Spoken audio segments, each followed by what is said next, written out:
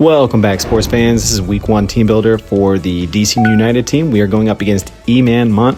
My opponent has Iron Valiant, Thunderous, Donphan, Arcanine, Poltegeist, Samurott H, Mesprit, Wuchen, Scissor, Regidrago, and Toxapex. Because we don't have a ground type at all, period, I expect my opponent to bring Iron Valiant, Thunderous, Donphan, Arcanine, Terra Fighting, Poltegeist, and Samurott H. This is really problematic for us. We're kind of just going to have to duke it out with Thunderous as it comes. These are the 6 that I expect just because Samurott can lay those spikes down. Arcanine is going to be a great wall for Volcarona. Donphan can either put up hazards or take them down. And Iron Valiant is just good in general. Shell Smash is definitely going to be a problem for us, so we got to prep.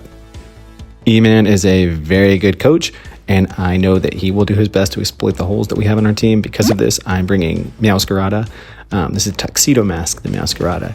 It will be a Choice Scarf, and with a Choice Scarf, we outspeed Iron Valiant at +1, Poltegeist at +2, and we're able to kind of pivot around, knock some things off. Flower Trick will be useful just in case Donphan comes in and wants to try and bulk up or do anything crazy. So Meowscarada is going to be super, super valuable for us.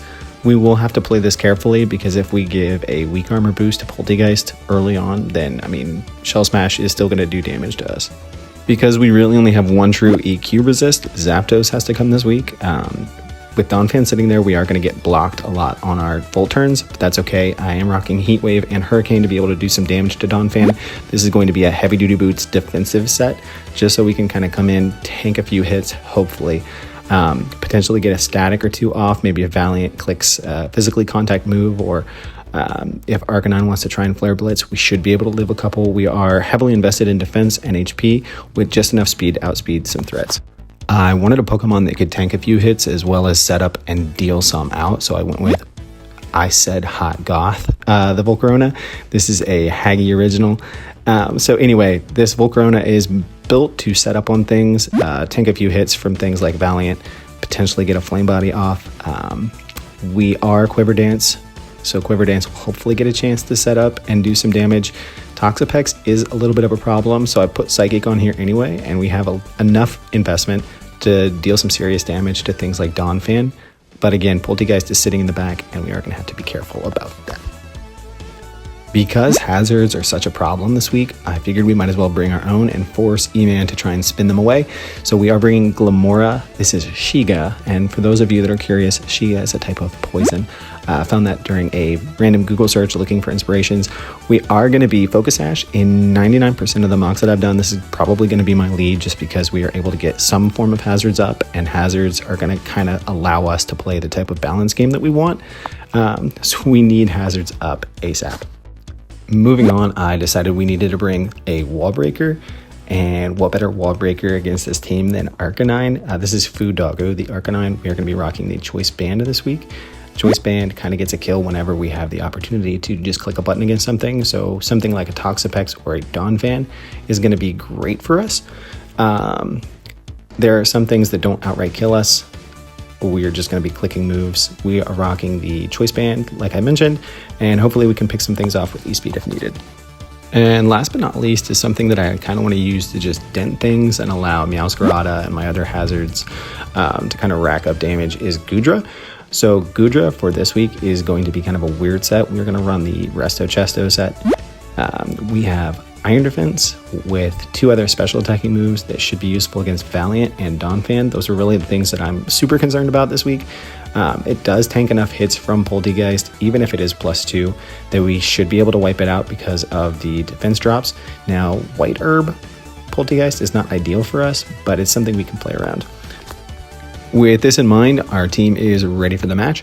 So in just a few seconds, we will be transitioning there. Thanks for watching, guys. Welcome to our week 1 match, viewers.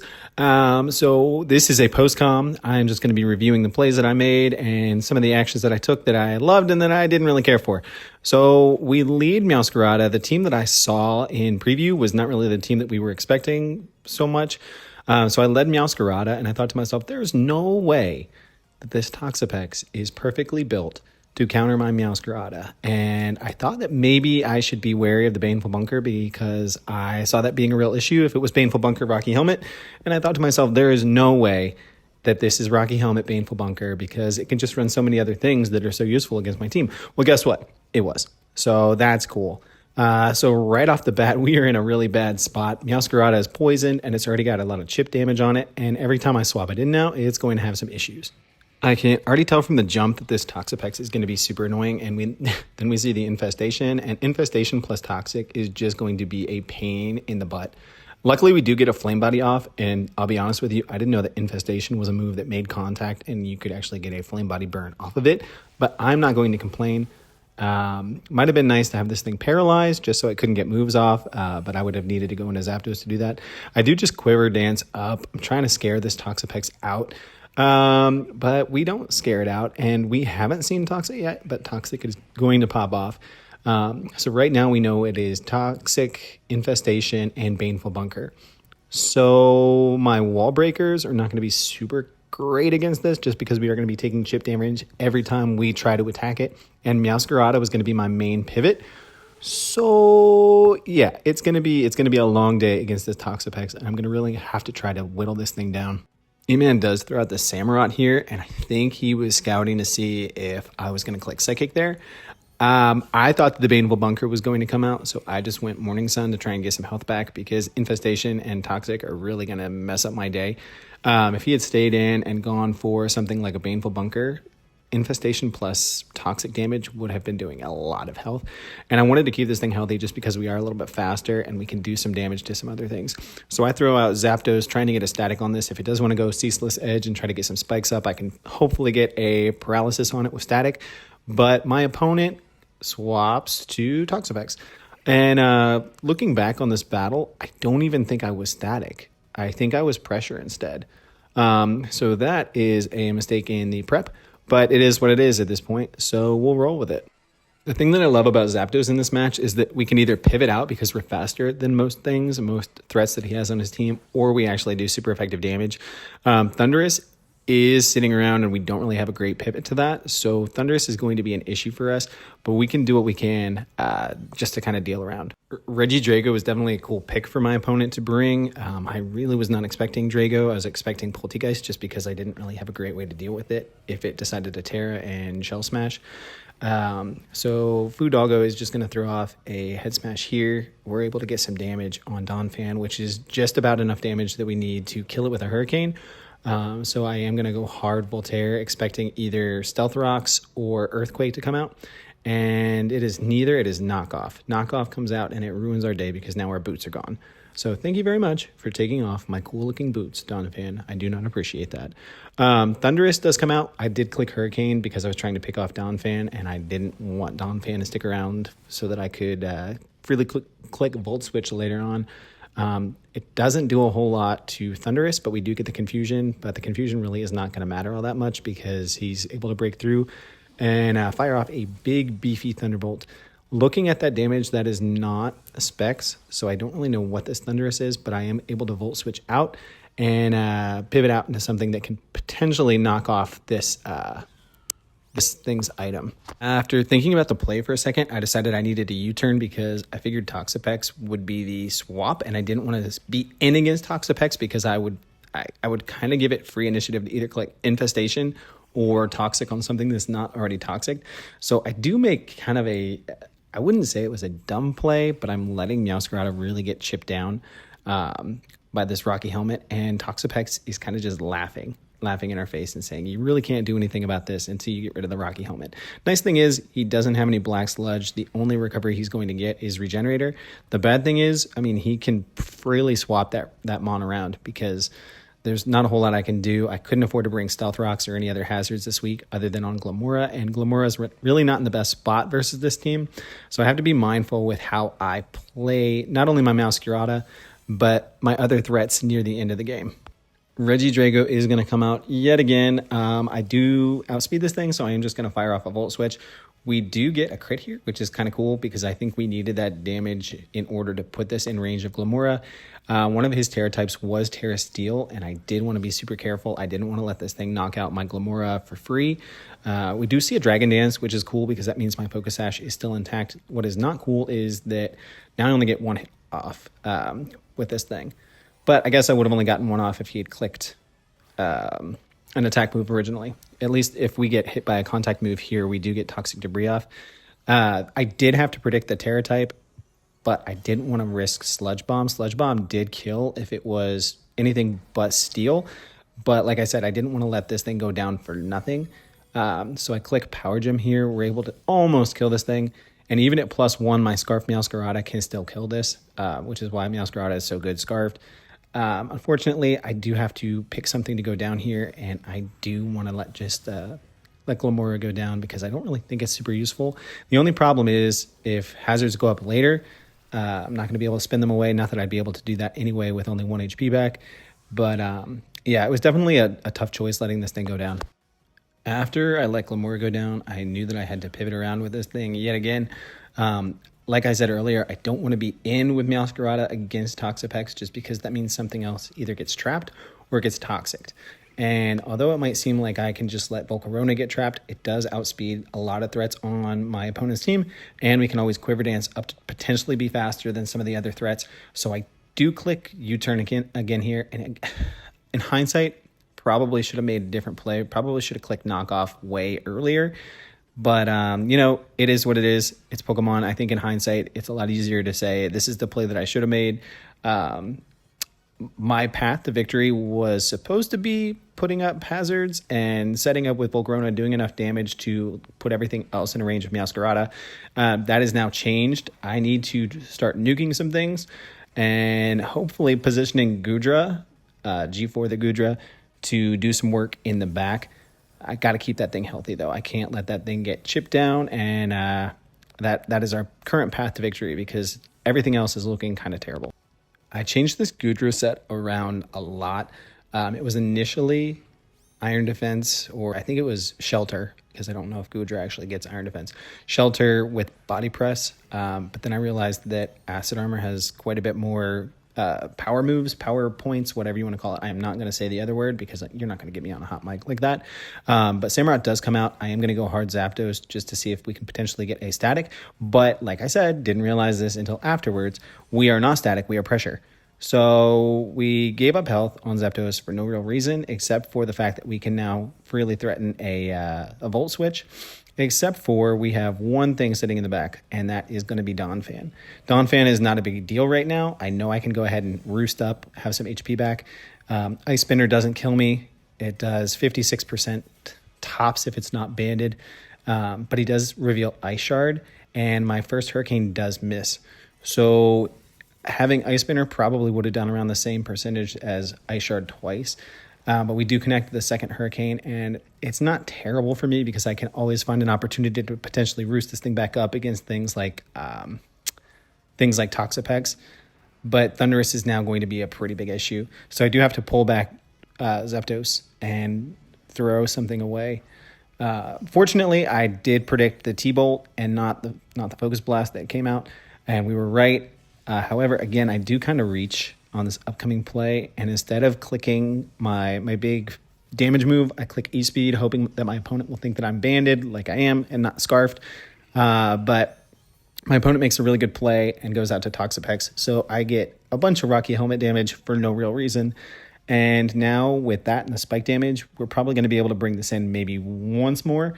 So really good play by my opponent. Not a whole lot I could have done there except to make a better play on the next time around. Fortunately for us, I don't know what that fourth move on my opponent is. It does not seem to be Recover because we are able to keep this thing close to in range for Volt Switch to kill. My calc was saying that anywhere from 48 to like 53% was what Volt Switch would do. Infestation is going to bring us into the red, but fortunately we are able to survive. We do Roost here. I was again predicting that my opponent would click Baneful Bunker, hopefully getting a free Infestation chance.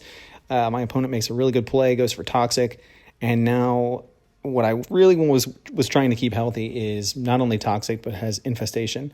So things are not looking super great for us now. Like I said earlier, my path to victory is just getting kind of harder and harder because of how much damage I've let rack up on things.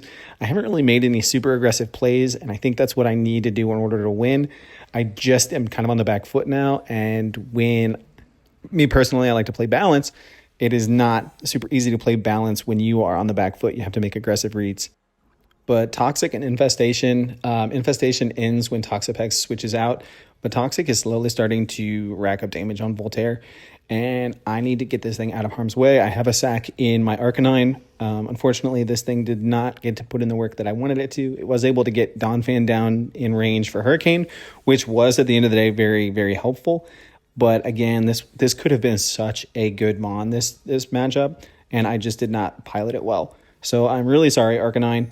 I'm even more sorry to Meowscarada, because now that I have let it get spiked all the way down and Rocky Helmeted almost to death, now I'm going to make the play that I should have made probably the second or third time I brought Meowscarada in, just so we could have kept health on this thing. Now I'm going to click knock off and get rid of this Rocky Helmet. At this point, I'm just trying to create a path to winning, because my opponent, not only is my opponent playing great, I'm kind of throwing away the pieces that I thought would be very useful this week because of the changes to what my opponent brought. So kudos to my opponent for really bringing a lot of sets that were perfectly built to counter the Pokemon that I brought. I think I did overthink the Volcarona and the Goodra sets quite a bit. I think a sub Volcarona this week probably would have just won me the game outright. But again, hindsight is what it is when you're watching it back. So really can't be too upset about it. According to my calc, Zap should be able to take this thing out here. Give me that. My food? I'm joking. Yeah. This Toxapex just refuses to die at this point. And I'm not going to lie, I was getting a little bit tilted just because I thought this thing was gone. And now I have to allow something to take another round of Toxic or a little bit of damage from Infestation. Again, it's not terrible because my opponent will die to burn.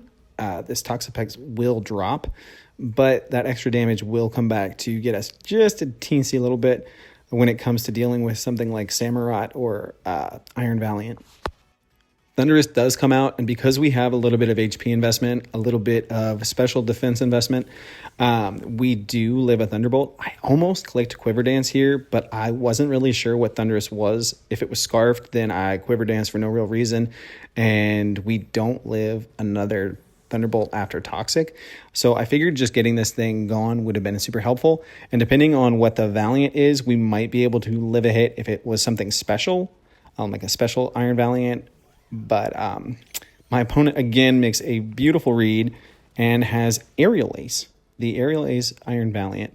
I was hoping for a burn, but there was no such luck. So now we are kind of in a position where back is against the wall. If this is a mixed Iron Valiant and it has Aura Sphere, then it is GG, it is over.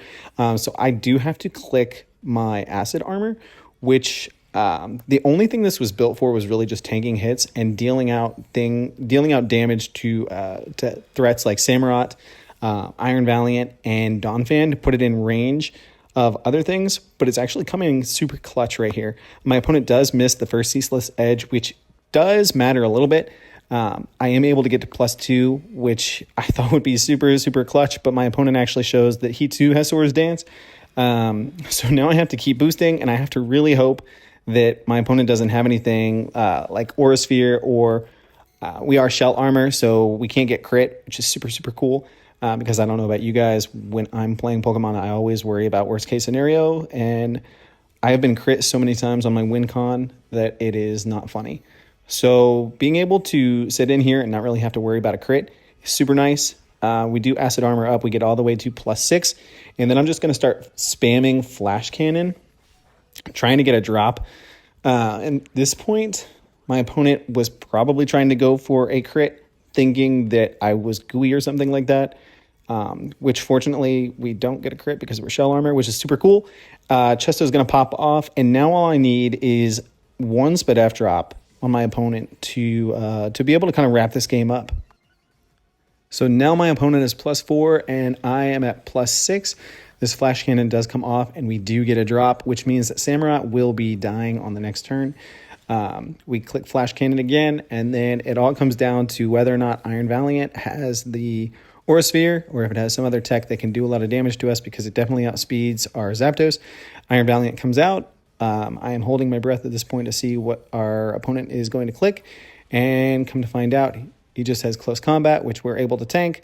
And while Iron Valiant does have decent defense, its SPDEF is not great. So I was thinking maybe it was Focus Sash. I still don't know what item it was, but it was not a Focus Sash.